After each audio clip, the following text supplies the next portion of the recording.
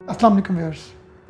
मैं आज आपकी मुलाकात करवा रहा हूँ राना मोहम्मद नवाज़ साहब से, जो एजुकेशनल इंडस्ट्री में एक बहुत बड़ा नाम रखते हैं। मल्टीपल स्कूल्स एकेडमीज़ को हेड कर रहे हैं।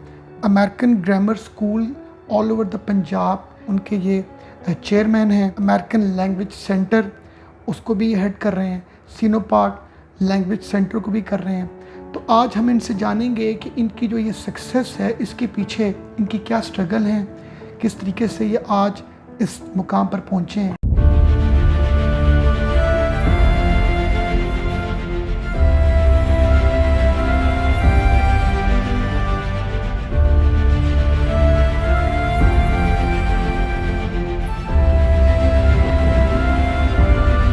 सर, ये जो आपने एजुकेशनल सेक्टर में बहुत सी branches all over the Punjab आपकी हैं, तो इस बिज़नेस में आने का आइडिया या ये थॉट कैसे आई आपको? मैं जब 1988 में यहाँ पे लाहौर आया पढ़ने के लिए, फ़र्दर तलीम हासिल करने के लिए, तो यहाँ आके मैंने पढ़ाई के साथ साथ मैंने बच्चों को पढ़ाना भी शुरू कर दिया। दौरान तलीम मैंने बच्चों को होम ट्यूशन या उनको घर बुला लिया।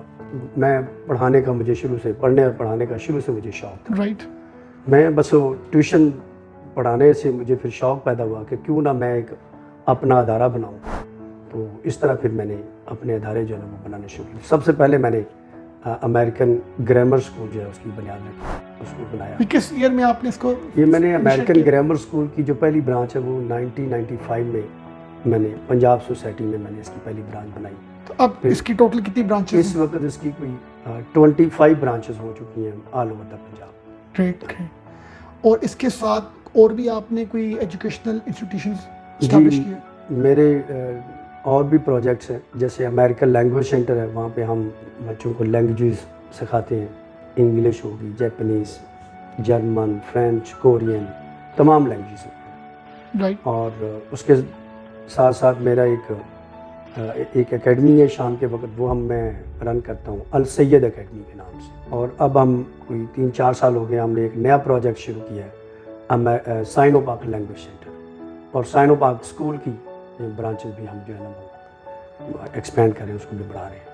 तो सर, ये जो लैंग्वेज सेंटर में आप आए, पहले तो जैसे आपने बताया स्कूल्स के हवाले से तो आपका बड़ा एक वास्ट एक्सपीरियंस है, तो ये लैंग्वेज सेंटर में आप क्यों आए, इसके पीछे क्या रीजंस थे?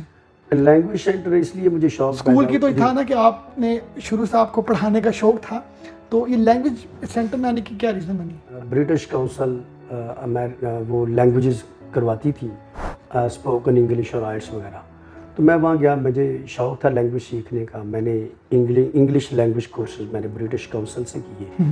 तो इसी दौरान मुझे शौक़ पैदा हुआ कि मेरे ऑलरेडी स्कूल तो चल रहे हैं, तो क्यों ना मैं एक ऐसा लैंग्वेज सेंटर जो है वो बनाऊँ जहाँ पे बच्चे जो है वो हर तरह की लैंग्वेज आके सीख सकें। और इसके लिए फिर मैंने अमेरिकन लैंग्वेज सेंटर जो है इसकी मैंने 1998 में मैंने इसकी बुनियाद रखी। और मैंने अमेरिकन लैंग्वेज सेंटर में तकरीबन तमाम लैंग्वेज वगैरह हम करवाते हैं, जिसमें जर्मन, जापानीज़, कोरियन, फ्रेंच, और इसके अलावा आइट्स एक कोर्स है जिसके करने से बच्चों को बाहर स्टडी के लिए या इमिग्रेशन के लिए उनको ज़रूरत पड़ती है, तो उसकी भी प्रिपरेशन हम करवाते हैं। अच्छा, आपका बड़ा एक वास्ट एक्सपीरियंस है, मल्टीपल स्कूल्स और लैंग्वेज सेंटर्स आपने इस्टेब्लिश किए और सक्सेसफुली आज वो बड़ा इनका नाम है ऑल ओवर द पंजाब। तो कौन सी ऐसी स्ट्रगल्स आपको फेस करनी पड़ी, कौन सी ऐसी मुश्किलात आपको फेस करनी पड़ी, और उनसे रिलेटेड आपने उन प्रॉब्लम्स को सॉल्व कैसे किया? फाइनेंस का मसला था, तो वो कुछ घर वालों से मैंने उधार लिया, कुछ दोस्तों से मैंने पकड़ा, जो गवर्नमेंट के डिपार्टमेंट है उनको मैंने फेस किया।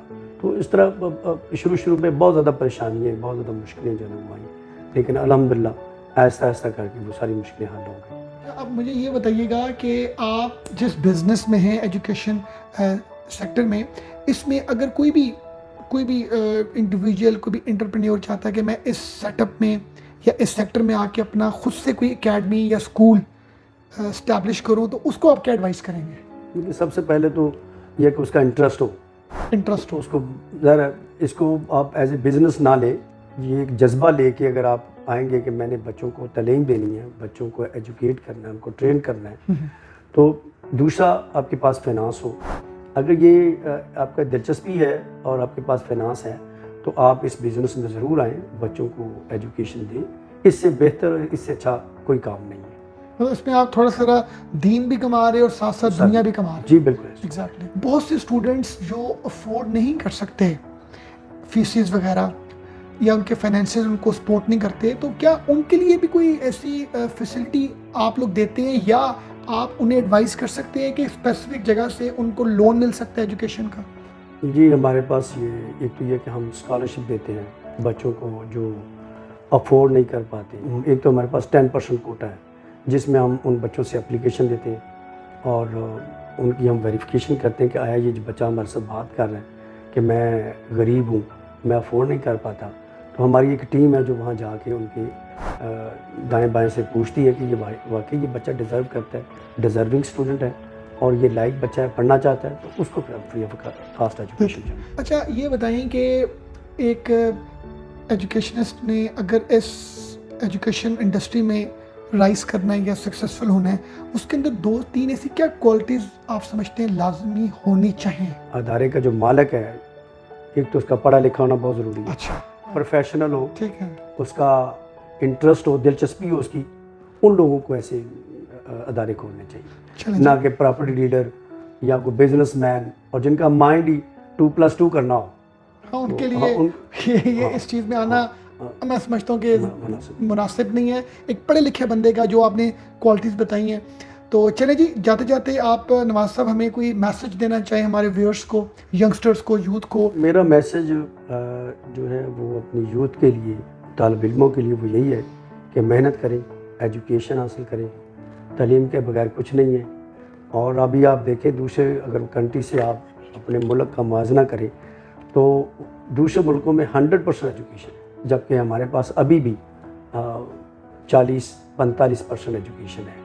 اور اس میں وہ لوگ بھی شامل ہیں جو لکھ پڑھ سکتے ہیں, تھوڑے سے مطلب پڑھے لکھے ہیں, کوئی زیادہ مطلب وہ پڑھے لکھے بھی نہیں ہیں.